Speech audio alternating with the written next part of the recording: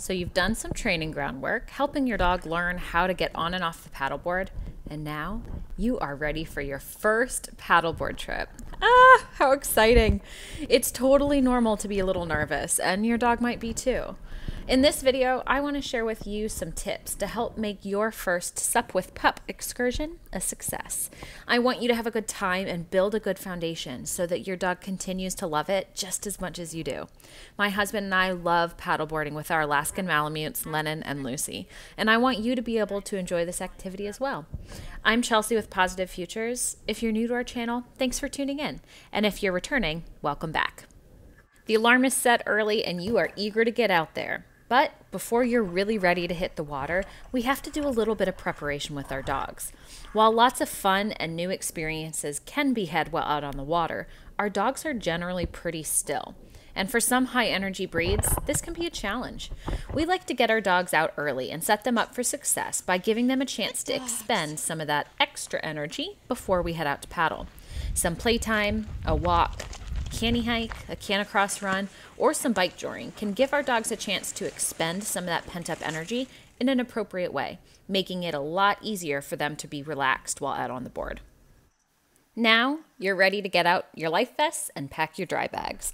As you head down to the water, let your dogs do a little sniffing and get one last potty break in. You can hang out on the shallows for as long as your dog needs to get relaxed. They can play a little in the shallows, and you can use your treats to practice a few on and off repetitions. When you feel like you're ready, sit on the board and invite your pup up. As you push off, you may find that sitting down or kneeling on your board with your pup is a bit easier. By staying lower, you can provide a little comfort to your dog as they get used to the motion underneath them. As you're cruising along on the water, don't forget to reward that good behavior. I carry some high-value treats with me. Our life vests have a small zip pocket, perfect for carrying some jerky pieces. You can also take a treat bag and attach it to your hip. With treats on board, you can easily reinforce good behavior and relaxed behavior, like standing still, sitting, and laying down.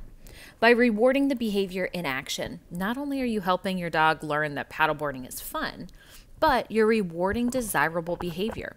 And the more you reward this relaxed behavior, the more of it you're going to see. As you are paddling, if you notice that your dog starts to get antsy, you have a few options. One option is to ask your dog for a calm behavior that they know well, like sit, down, or settle. If you notice that your dog is unable to remain relaxed and you're having to repeat yourself, it's a good indicator your dog needs a break.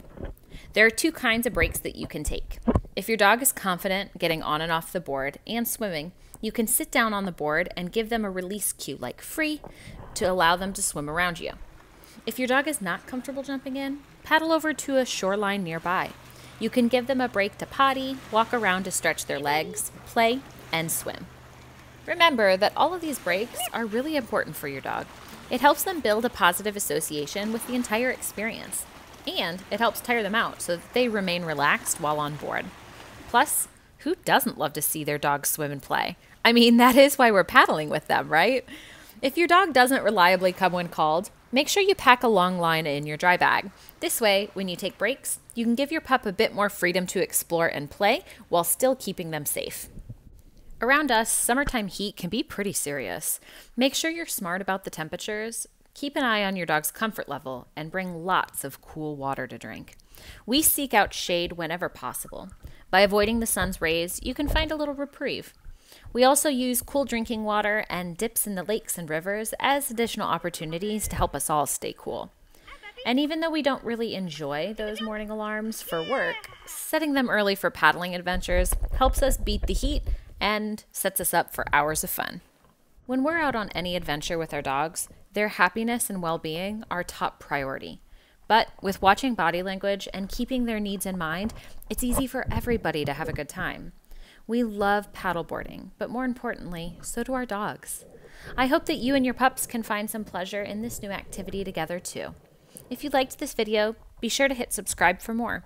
And since you're a daring doggy lover, be sure to check out our Adventure Dog playlist made for adventure seekers just like you.